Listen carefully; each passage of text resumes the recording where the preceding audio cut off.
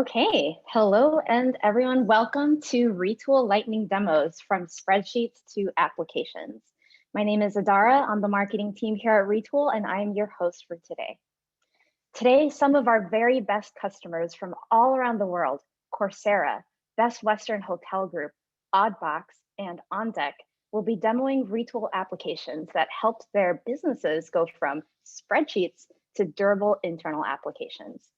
If you're looking to get off spreadsheets or manually running curl scripts in your terminal, this is the event for you. Our agenda for today will be 5-minute lightning demos followed by Q&A where you will have plenty of time to ask your questions. We will end promptly at 11 a.m. and this event is being recorded and will be emailed to everyone who RSVP'd. If you have questions anytime, please use the Q&A feature at the bottom of the navigation bar. Note that the Q&A feature is different than the chat feature. It will say Q&A at the bottom, and it will help us better keep track of your questions. With that, I would like to introduce our first speaker, Charlotte Evans, joining us from sunny California. She is a learner services degree specialist at Coursera. Coursera is an open online course provider that works with over 200 university and industry partners to offer online courses, certifications, and degrees in a variety of subjects so that you can learn without limits. Charlotte is another Retool legend who is also completely self-taught. She saw the opportunity to simplify complex operational workflows that were trapped in spreadsheets, and she turned that into centralized and secure applications. She helped bring in Retool at Coursera, and now Coursera has over 100 Retool apps which serves services colleagues in the US, Canada, England, Guatemala, and India. Today, Charlotte will be demoing a degree and learning data management application that helps their team surface and edit key degree and learner data. Charlotte, please show us how it's done. Thanks so much, Adara. I'm gonna share my screen. We looking good? Cool. Hi, everyone. My name's Charlotte Evans. I am a degree specialist here at Coursera, and today I'm so excited to talk to you about how we've leveraged Retool across our services org. We're going to zip right through with our goals within Retool, a quick demo, how we've shifted our workflows into Retool, and use some of the features to help us along the way, along with some future steps. For those of you who might be a bit more new to Coursera, our mission is to provide universal access to world-class learning through online education. We have a variety of learning products that our services team supports, and today I'll be focusing primarily on the right side of the screen in the degrees world, which is where I work. The focus of my team within degree services is to really focus on driving student success and fostering strong partnerships with universities. In our previous state prior to Retool, we had significant growing pains as we had more degree partners coming on board and more students, along with product complexity with the different learning products we're supporting and some of the associated risk. And finally, in order to support that, it was a lot of manual effort. We were spending a good amount of time creating spreadsheets and maintaining those spreadsheets. Now we've moved to live API-powered read and write dashboards on Retool, and I'm so excited. So a quick demo of how we got there.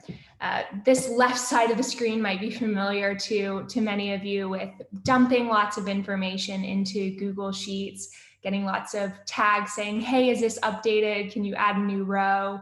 And then going into a lot of our APIs in order to glean that new information and edit it.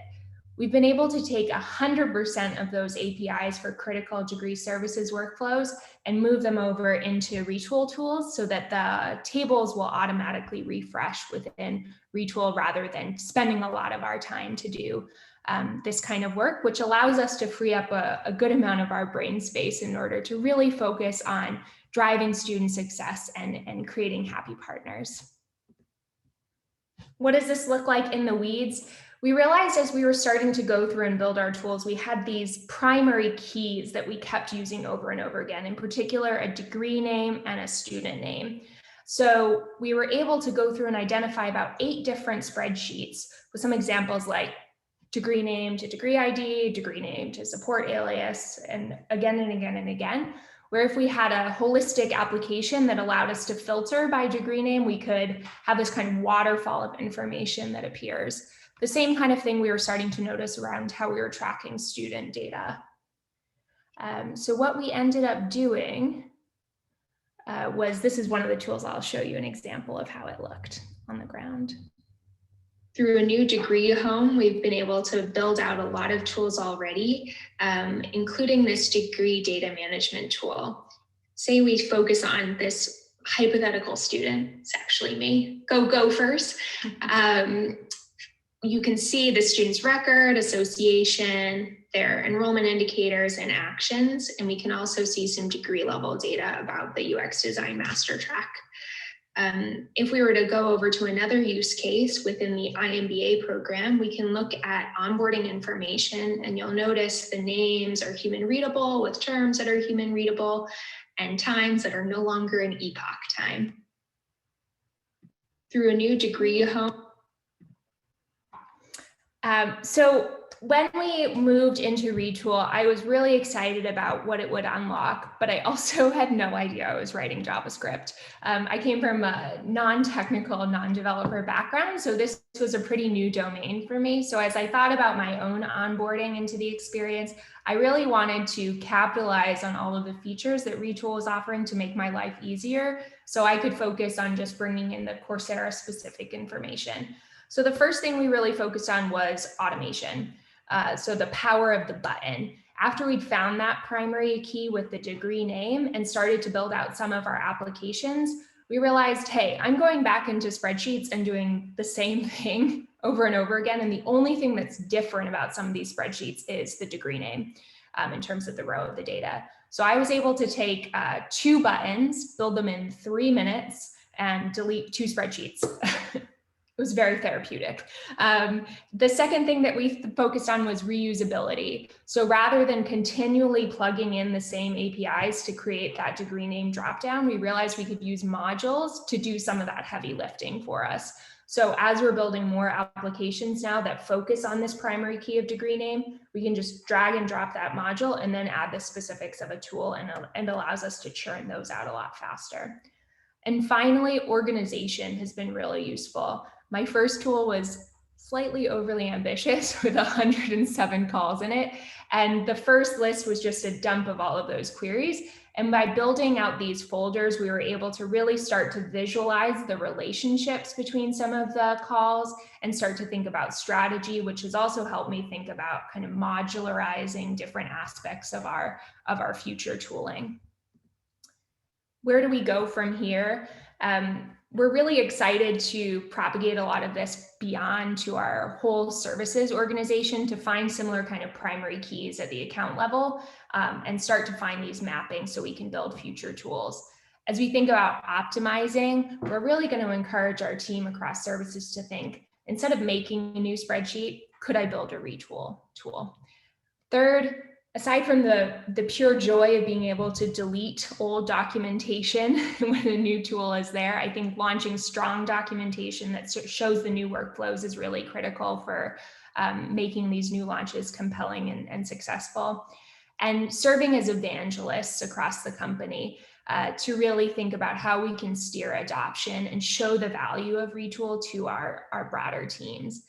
And finally, again, kind of going back to our core, our team is really focused on unlocking the student experience and getting the manual work out of the way so that we can really focus on that. So hoping we can reach for Retool and more tools that we're looking towards so that we can really optimize and create a best-in-class service experience. I'm so excited to connect with this community, and I'd like to give a big shout out to everyone at Retool who's helped me along the way, and to our internal tools team at Coursera who have been such fantastic mentors and helped me learn the ropes. Thank you so much. Thank you, Charlotte, for sharing what you've built. It's so thoughtful and really cool to go from not knowing that you were writing JavaScript to sharing a specific key features that helped you really build nuanced Retool apps. I feel like we're all ready to get our degrees on how to build on Retool. And with that, our next speaker is Tommy Newman, who is joining us from London. Tommy is a senior product manager at Oddbox. Oddbox is a UK-based company that delivers farm fresh, colorful fruit and veggies, which are rescued from going to waste. Oddbox has grown from a handful of customers to now delivering tens of thousands of boxes every week. Before Retool, they were using Google Forms and spreadsheets to manage customer complaints, but no longer. Today, Tommy is going to show us their happiness tracker, which helps customer support agents log complaints so that Oddbox can capture and react to problems easier, improving the end product and making customers happier. Over to you, Tommy. Thanks, Adora. So for a bit of context, Oddbox are a fruit and veg subscription box of a difference. We're completely supply driven, so nothing is grown for us. We rescue produce that for some reason doesn't have a home because it's the wrong size, shape, color, or class, or because too much or too little was grown. A third of all food grown goes to waste, and our mission is to fix that and to reduce associated carbon emissions. So for a bit of context for where we started out and why, we send out tens of thousands of boxes weekly, and given that it's fresh produce, sometimes issues happen. So we log complaints to get feedback on how we're doing, identify trending issues to respond quickly to, and to understand the performance of our third-party providers. This used to be done, let me just share my screen. This used to be done through a Google form, which then went through to Google Sheets and was manually compiled into Data Studio. This is just the first page of 5, which I won't show, but it was a pretty long and basic form. Some of the issues customer services reps had, there's limitations on the error checking in the context of error checking.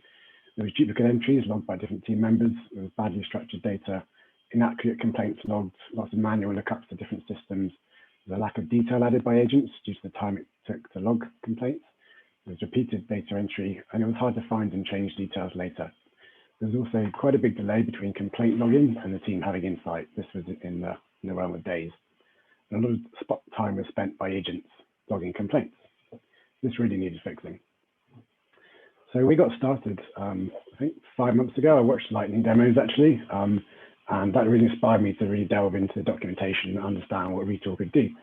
So I wrote a business case for funding for a freelancer for a 2-week proof of concept. And initially we identified the unknowns. So the bits that read in the documentation, I wasn't quite sure if Retool could handle. And we validated those unknowns in the first week. So we just set about the trickiest interface design areas and made sure that Retool could handle them. We then continued to create the functioning MVP in the second week, and I dived into the coding myself along our freelancer. So I've got a development background. I haven't coded for a few years, and I wouldn't have just known where to start creating an app from scratch, but Retool just really empowered me and gave me the platform and the framework to get back into coding, which is great. So we then got funding to continue the project, and the Retool app was pretty ready to launch 1 month later. It took another month to go live because we had to create lots of dashboards in our data visualization tool and a lot of internal discussion about the categorization, but the app part was pretty quick.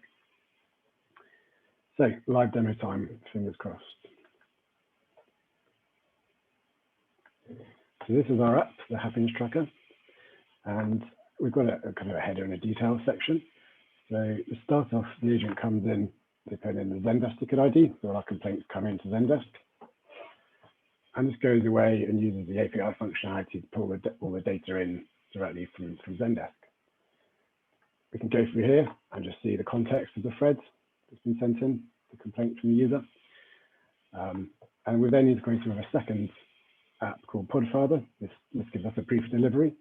So I can look up by my name and find all deliveries, and all this is helping with data validation. So I can only log against an order that was actually received on a certain day. So I find my order. And again, this is saving a lot of manual work from the agents, just loading this data directly in. It might look quite simple, but there's actually quite a few different API calls. For example, we can only search by name if we have customers with the same name. The agent would have to search and find the right one. This really just searches through, finds the right user, validates an email, and loads it all in. You can also see down here, we've actually taken out all the images that were in the thread and brought them directly out into Retool, so we can choose relevant images to tag into the complaint. We've added things like status. So previously, an agent would log into a spreadsheet and there was no status to it. There was no workflow, but we've added the ability to send complaints off to other departments to go validate the data or to mark for follow up in due course. And then over here, I'll carry on logging the issue. So I'm going to be picky about my order and say that there's a quantity issue and that I had too little of my item. This is the kind of 5-tiered categorization system that we developed, but this really guides the agent through choosing one relevant category at a time rather than having a huge list to select from.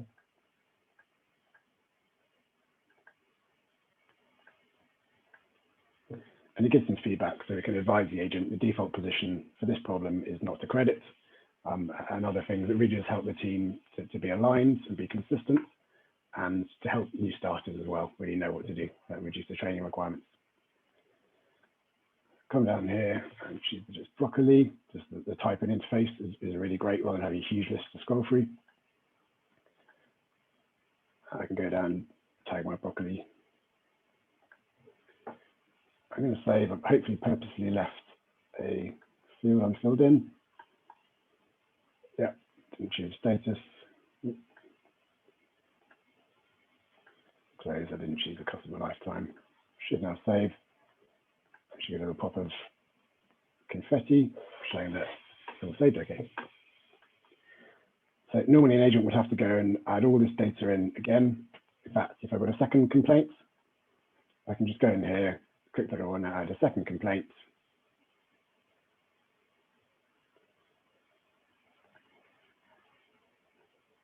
It clears out and I can just add in supplementary information. I don't have to go back through all the whole process and add that all in again.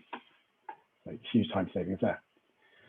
It's really easy to spin up further apps. So this is the bulk of the development, but probably in 1 hour, we just created a simple interface for agents to relocate tickets so they could go back to them to find them.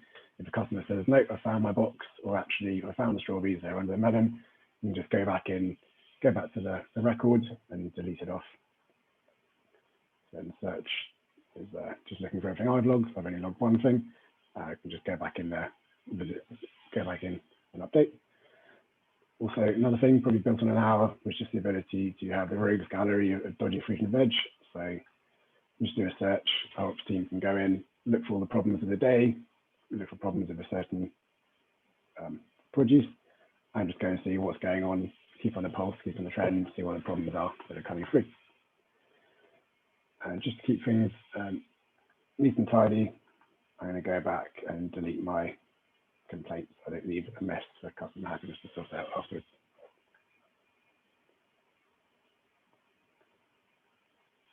And that's the demo, just to see the result of it. This all feeds through into our data stack, and we built a whole load of reporting out in Looker, our data visualization tool, so we can really get a fine-grained granularity of what all the complaints are, how we're doing on a day, breakdown of fruit and veg. And we've got a lot of different reports we send over to our third parties of how the delivery providers are doing, how the packers are doing, where the problems are. We look at this in pretty much real time to see if there's a trending issue to solve, but also report out weekly to our providers to see how they're performing against their KPIs. So where we are now, we're now at advanced data checking, no duplicates logged, well-structured data in a database, got accurate complaints being logged, all logged in one system. We've got a lot more actually complaints being logged because it's quicker for agents to take the time to log them properly. We've got no repeat data entry. It's easy to find and change later and have a workflow. The ops team has near real-time visibility. It enables quicker reactions in hours rather than days. And it's a huge saving of agents' time logging complaints. So the next steps for us are adding in-situ guidance, helping agents log correct contents, adding in photo guidance so we can see the photos of items previously logged to help, again, new agents identify the problems, and creating new apps for bulk adding and editing. We've also got a few completely new apps on the agenda to help us get data in usable shape. So the outcome for us really was the customer happiness team are happier, the operations team are more informed, third-party providers receive more timely and accurate feedback, and ultimately the customer experience has improved. And it's just been really enjoyable using Retool. So in closing, I'd really recommend just diving in and just trying Retool out and see where you can get to. And Adara, I'll pass that to you. Ami, thank you so much. Amazing live demo and just super cool how you came to a previous Lightning demo and saw what Retool could do, and now you've built this incredible impact for your company. So thank you for showing us how Retool helps your company happiness tracker trend up and to the right.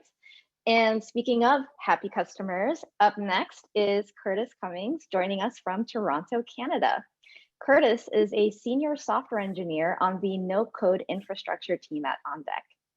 OnDeck is where top talent and ambitious builders go to start or join something new or to accelerate their careers. OnDeck has grown from 3 to 15 programs since November and is on track for 30 programs by the end of the year. Today, Curtis is going to show us his solution for managing programs and fellows, which has saved thousands of hours and enabled OnDeck to triple the number of fellows while keeping the engineering team the same size. All right, Curtis, show us the way.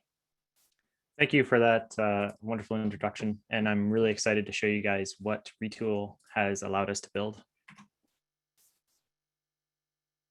So if you're not familiar with OnDeck, we run cohort-based courses across a number of different programs. This is a snapshot of what we are offering right now. And this is just kind of the tip of the iceberg. Like Adara said, we have 30 to 40 programs that we'll probably have by the end of the year.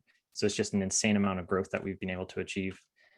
We also operate in addition to those courses, we have a kind of a campus for our fellows, which we call the directory. It's an internal tool. Fellows can use that to watch replays of sessions, connect with their fellows, do some matchmaking. We've got other very interesting things that are just exclusive to the OnDeck universe.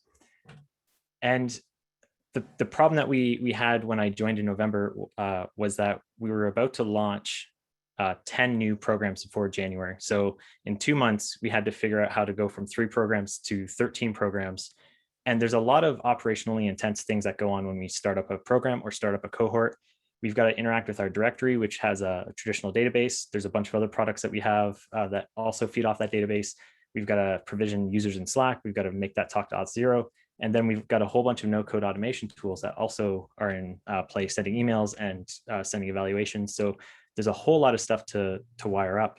The problem is, in the beginning, it was all done through manual work in Airtable, CSV dumps going around, and then the engineering team was ultimately writing import scripts that would run against our database. That was not scalable, especially when we have tweets like this going out. This is actually kind of out of date, but this was at the point where we'd launched 13, and this says 25 programs, but we're actually going to be probably about 40. So it's crazy the amount of growth we were expecting, and we just could not maintain this using these manual tools and using Airtable. What ends up happening is we would become a bottleneck. So we had 2 options really. We could scale the engineering team the same at the same pace that we were scaling programs, which is not going to be cost effective at all, or we could invest in some better tools, and that's where Retool comes in. So I'm going to demo a couple apps that we've built internally for managing programs and cohorts, but we have a lot of other tools internally. And the really exciting thing that Retool has allowed us to do is let the operations folks dive in and prototype some of their own tools. And they need very little hand-holding from us. Sometimes we need to go hook up some SQL queries or something like that, but otherwise they're pretty much self-sufficient building their own tools at this point, which is really exciting.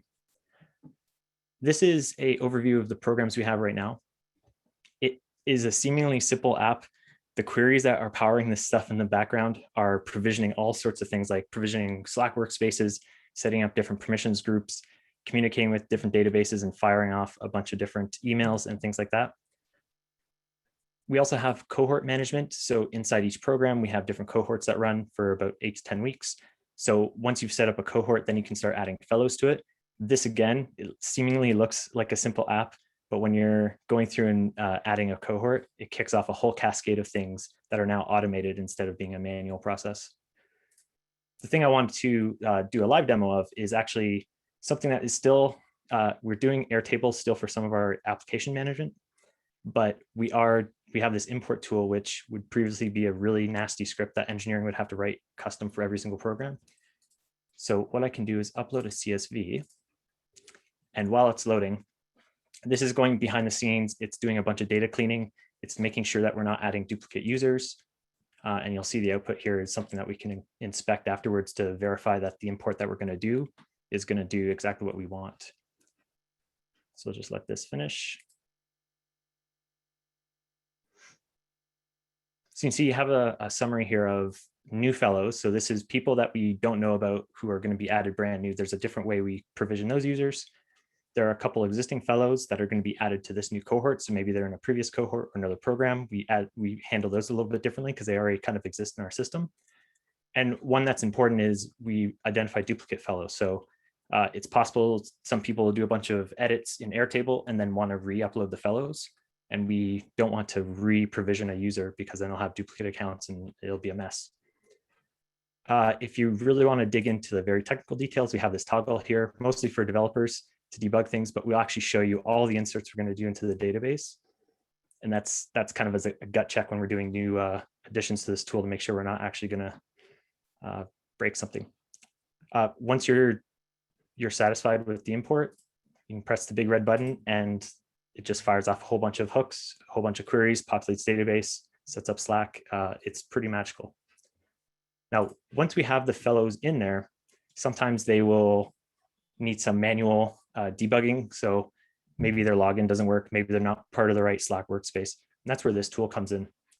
This gives us an overview of a fellow, and it lets us perform certain actions in some of these other tools. Like if they forgot their password, we can generate a password reset link for them. If we need to add them to a different cohort, we can just do this. This is actually going to add them to a cohort, invite them to Slack, do a whole bunch of automation behind the scenes. We can search here by email, Slack ID, or name. We can also search by program and by cohort.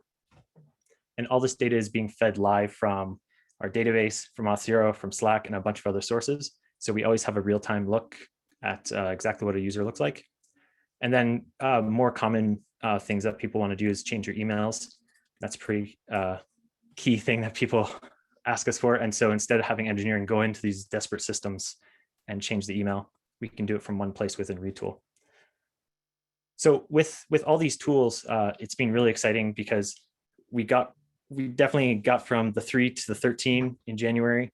We're now at 15, and in June and July, we're going to be launching 5 in each of those months. So in pretty short order, we're going to be into the 20s of programs, and Retool has been instrumental in helping us do that. And like I said, our ops folks we have about 60 users in our Retool instance now, and they're all in there building tools, interacting with these tools, and it's been a really great partnership. And we're thrilled to continue working with Retool. Curtis, we're thrilled to be working with you too. It's just so smart for OnDeck to consider this solution for growing. Also, I really love that meme. We're going to need better tools. And speaking of better tools, I'm excited to show you what our final speaker has built. Up next, we have Stefan Zimmer from Stockholm, Sweden. Stefan is a manager of enterprise analytics and automation at Best Western Hotel Group Scandinavia. Best Western Hotel Group is a global hospitality network in over 100 countries and territories worldwide. Today, Stefan will show us revenue management tools for forecasting and pricing management that used to all be entirely done in spreadsheets. Today, they use Retool for optimizing process flows, building data aggregation pipelines, forecasting, and revenue projections. Stefan, the floor is yours. All right, thanks, Adara, and thanks for sticking around. I'm sharing my screen here. So I thought that starting with just to tell people who what BWH Hotel Group stands for, and today is really about how Retool allowed us to enable us to work smarter and not harder. Before we do that, I'm just gonna give you a tiny bit of rundown of who we are. Those of you who love to travel, I know these days it's hard to do. You probably have seen those logos sometimes. Best Western Hotel Groups is actually comprised of 18 brands across all the different segments, from the luxury segment, which is World Hotels, over to sort of more the business, the economic and the budget stuff within the Short Stay Hotel Group. Those of you who you probably recognize the Best Western logo there, and that's the most renowned brand. So in Scandinavia, which is the company that I'm representing here, we are an affiliate to the organization headquartered in Phoenix, which and the whole chain has about 4,500 properties. And in Scandinavia, we have about 150 hotels that are part of the chain. Now, part of the chain means they are really members, and every single property is individually owned and managed, which means we don't own most of the things. Most of their processes is internal to the hotels. They decide on how they market, they decide on how they price, and every hotel is pretty much different wherever you may choose to stay. So that's actually a very, very unique thing, because you think that this is a chain, and you get the quality of a chain, but you also get the quirky details of every single little place. It may be in a little village or maybe in a big city. And we've also come to Greenland. So those of you who might want to travel to Greenland, check that out. Now, centrally within Scandinavia, we support these hotels through a very lean Scandinavian organization with about 30 employees, which are scattered across Scandinavia, but most of us are sitting in the office in Stockholm here. And we support the hotels with their corporate sales, marketing efforts, the loyalty program, which is the Best Western Rewards program, as well as distribution and revenue management, which is what I'm part of. And so revenue management in a nutshell is really about trying to make a decision on the price, the availability of certain inventory, or to block or adjust certain channels. So whether you want to make sure that the number of bookings come through one particular travel agent, say booking.com, or whether they come rather through some web channels. And really, a lot of these tools, they are based on a lot of data, which is based on mostly on what we call snapshots. And there we want to compare what has been booked yesterday versus 3 days ago. What is exactly on the books? And there we talk about booked rooms, revenue, average price, and occupancy. And revenue managers love tables, so they want to see comparisons against forecasts, various forecasts. Think about a forecast that's internal to the company, or a forecast which is agreed with a hotel, but you also want to know how you did actually with respect to last year, and what events are happening in your city. So you can imagine that there are several data sources which are all separate from one another that drive all these decisions, and normally people would sit with various windows, and our revenue managers have 2 screens, but they don't need to have 10 applications open to get all of these insights.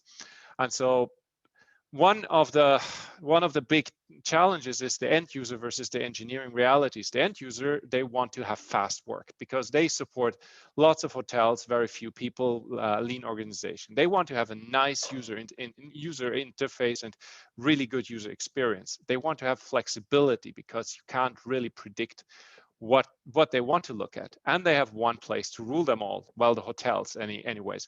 And of course, they want to have a solution by tomorrow or by yesterday. Now, the realities are we have lots of different hotel software vendors to support, which send us these data, these snapshots, which need to work within our data environment. They're disconnected data sets from various places, which is being the hotel data, the benchmarking data, like benchmarking market data, so where all the hotels in Scandinavia contribute to, but also real-time price checks. And what is very difficult, and those of you who have worked with Excel, you know it's quite easy to break these advanced toolboxes. There, it's hard to predict user patterns. Do you have one user which tends to compare like 3 days or 7 days, or wants to look at other things? And last not least, I'm a one-man DevOps and data team, so we really needed to think about a smart solution for that. And my biggest headache has been, and those of you, those who have played in this space, the nightmare of the missing snapshot. And the nightmare of this missing snapshot goes like this.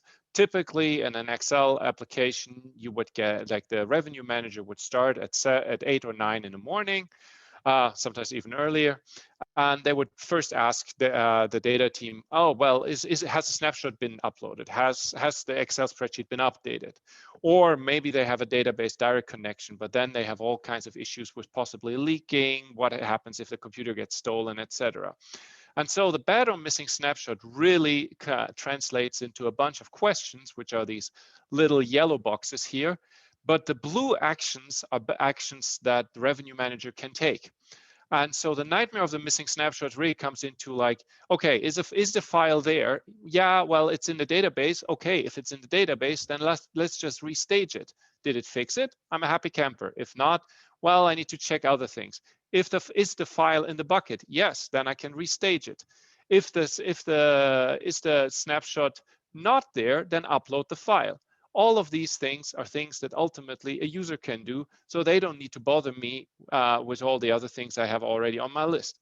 And so that gave me the idea to this prototype, which now became a fully fledged tool, our self-help tool, which explains to the users what they need to do in order to exercise this, restaging snapshots, uploading files, or in the worst case, update the report configuration, so the schema. And the other demo that I want to show is our revenue tool, what Adara mentioned. And let's see if this is still my screen. So what you see here is our revenue tool, and as I mentioned before, revenue managers want to be able to control all the hotels, so they can just switch between different hotels that are on the service right now. And they get immediately the view on what has happened over the last day. If they want to look at something like, say, the last 3 days, they click on this thing. And actually, this was a bad choice. I'm just going to go with a different hotel, because this one told me that a snapshot is missing. So there, I should probably do something about that. And now here I see very clearly in one big, in these big ass numbers, the total number of rooms that have been picked up, the revenue that's been picked up over the last 3 days, as well as the increase in average rate. So the price at which hotels are selling their rooms, but also how do they compare versus their forecast, and how do they look on the books on the selected month. Now here you see on like a daily basis, and we're here on the 29th of April, we're looking at very low occupancies, which is part of the challenge that the industry is facing. But one of the things you have here is live data inserts or live data queries to our price, to a price checking tool, which makes sure that the prices being displayed on different places in the world all match up.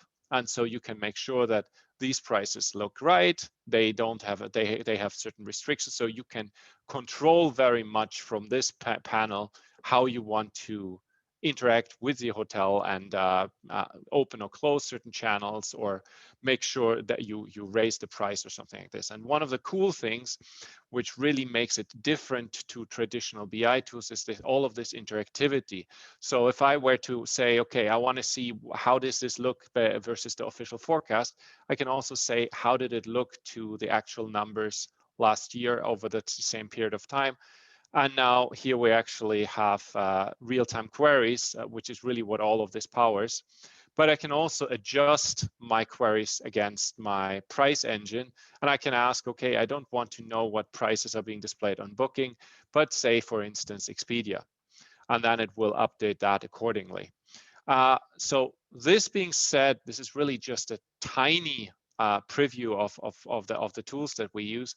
You have up here a whole slew of additional tools that we have, starting from a big forecasting tool where users can enter their forecasted revenue figures directly within the app without having to worry that they need to update their spreadsheet or need to send this in within a certain time. It's being logged according to the user. You have a dashboard which tells the hotels what to focus on. You have the data quality thing, which is this guy here, which I mentioned here. And as I said, this one walks you exactly through all the different stages on from okay, you have a snapshot that might be missing, so you can update a snapshot, or you have the files, you want to restage those, or if you don't have the files, then you can also upload the files, or worst case scenario, you can play with the underlying schema, which is actually a NoSQL data set there. So that concludes the demo.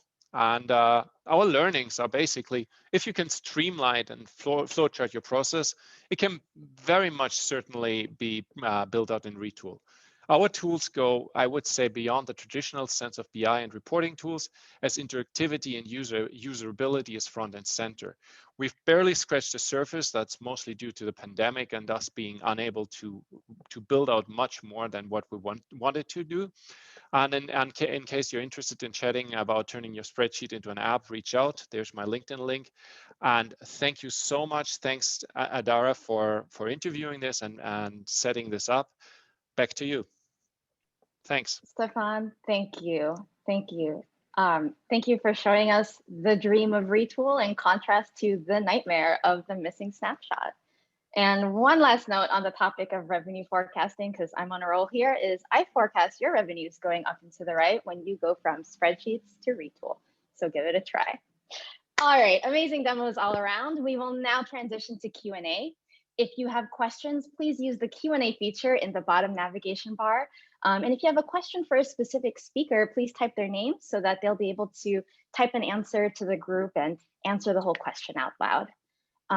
One question that came in that I thought might be really good for the speakers to maybe roundtable or go address was, did you build Retool apps by yourself? Is there a team in your company that builds Retool apps? What's the structure like at your company? So that could be a good one to get the ball rolling. I could kick that off. I put a quick answer in the chat, but our first focus was really kind of folks that were comfortable diving in. As we realized the utility across my sub team within services and being able to move over, I think there was a broader excitement and enthusiasm. And so thinking about how we could optimize knowledge within Coursera. So my focus has primarily been on onboarding and training new folks within services who want to build. And then as we have more complex conversations or troubleshooting, we would bring in our internal tools team. And so I think that's provided a nice balance so that the engineers are really focused on the more nuanced questions, and then we can liaise directly and really think about what's the problem we're trying to solve and build crisp UI that really allows us to get to that endpoint fast. I go next for On Deck. So yeah, when I started, I was the one building the Retool apps. I slowly onboarded a couple other engineers that now chip in once in a while. And now we have our operations team getting in there and prototyping their own tools. They might not be able to get 100% of the way through a tool, but they get like the 70 or 80%, and they reach out to us to come and kind of wire things up if they're having trouble. But yeah, they're kind of building. So everyone is kind of building the tools that they need now and just come to us for support. At Allbox, we took on a part-time engineer to build out the app. I delved in a bit myself, but we don't have too much engineering resource. But yeah, certainly I can see in the future, as we do get a bit more engineering resource, it'd be great to experiment with them, supporting the wider teams to create tools. I think that's a great idea. All right, last not least, I'm a one-man developer show, so it's been basically me working on these applications, though particularly for the revenue management tools, there's been a lot of input from seasoned revenue managers. So I knew what to build, albeit they were Excel spreadsheets in the first place, right? And so one thing that I found extremely helpful, and because I've seen this also in the Q&A, is the forum. The forum is extremely is a very active place, and I found it a very helpful place as well, where you, like, when you get stuck with things, you post that there, and there are usually people hanging out there. Another thing which I think maybe Adara wants to talk about is that there are possibilities of getting freelancers to help you with realizing what you can do, and that's one of the things, and happy to help out or reach out for questions for that. Yes, we do have a Retool developer network. So if you are looking to connect with Retool developers that are certified and professional, Stefan is one of them. So just reach out to Adara at retool.com and we'll help you get set up. Curtis, I see a question for you about Airtable. Yeah, I can handle that. So the question is, why are we still using Airtable at the beginning of some of the programs? It's because we haven't gotten there with Retool and internal apps yet. So we're figuring out we're kind of working our way from the end user experience backwards. And really the user submits a form and then they don't see anything except emails and then getting onboarded. All the Airtable ugliness is just visible internally. So we're dealing with that. We are slowly moving that stuff into Retool and other tools to get rid of Airtable. And I think this is a good question for both Charlotte and Curtis or anyone else, but how do you manage Retool users? Do multiple users ever share an account? How do you do the permission management? I can start with that one. Maybe not the last one for once. Actually, the user or the granularity for the users is a big key aspect, because you can imagine our revenue managers, they have an individual login and they only see the revenue tools. They only see the toolbox which is associated for them. And that's really what can be done within I believe this is the enterprise plan, but also the professional plan, which allow you to do this granular user access. And it has these different steps where you can, like I'm the only developer, so I'm the only one which gets the full access and the editing functionality, but it's really extremely snappy also in the development part. Like you can have a fully working app within a couple hours. One demo I didn't show was how we would actually sell our service and show that at a conference. And there's a blog post on that, which Adara linked somewhere.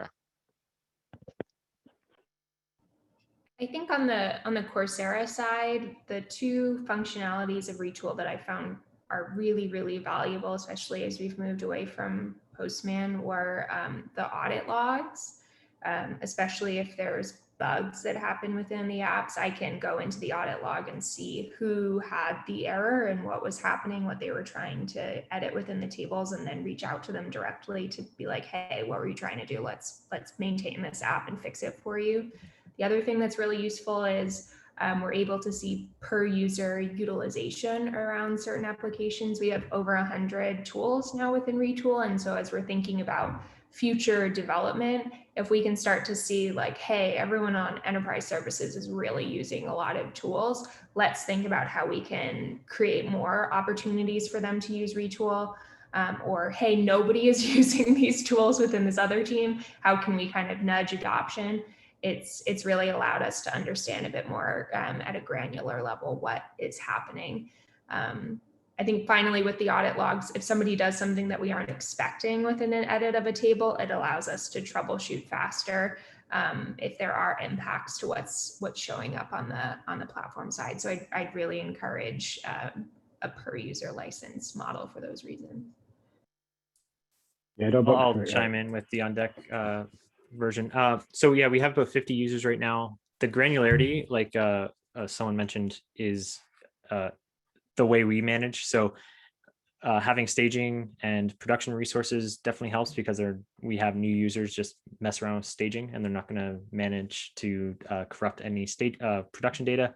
And then we just restrict apps and we have the user groups, we use those to full effect, and it's really great. And then combining that with the audit log, like Coursera is doing, just lets us see exactly what people are using and when they're getting into trouble, what steps led to that point. And the Dogbox, so yeah, every customer happiness agent has their own login, and we want to know who they are and be able to connect complaints to them. We've actually got pretty far on the startup plan, so it didn't have access control, but we're using things in embed mode, so that agents don't have kind of the menus available to jump between apps and standards. They could get there if they really wanted to, but we're just trying to avoid them clicking on not there by mistake. So using it in embed mode without the menus, and that's got us pretty far. Perfect. Beautiful responses. Last question that looks like is on here is, do you have any issues with IT giving you the API access permissions you need, and how did you overcome them?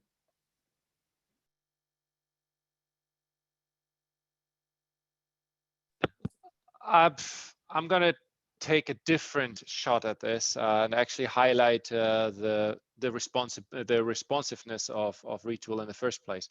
So we started back in, I believe that was October 2019.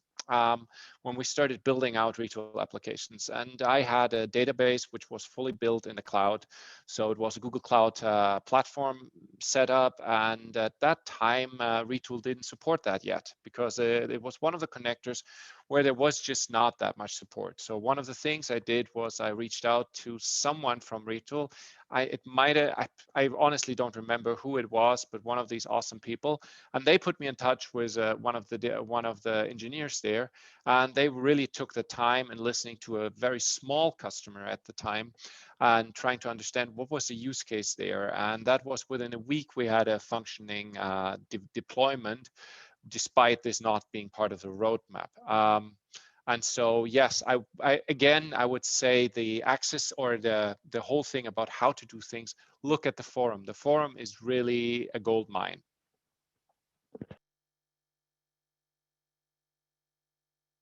Agreed. The forums are really good. And if you just are even exploring a potential solution, that's a good place to go and see what other Retool developers have built. Okay, well, we do have 5 minutes left, and I want to make sure we end on time. But before that, we have some announcements. So let me reshare my screen here. Give me just one moment. The first announcement is from OnBox. Tommy.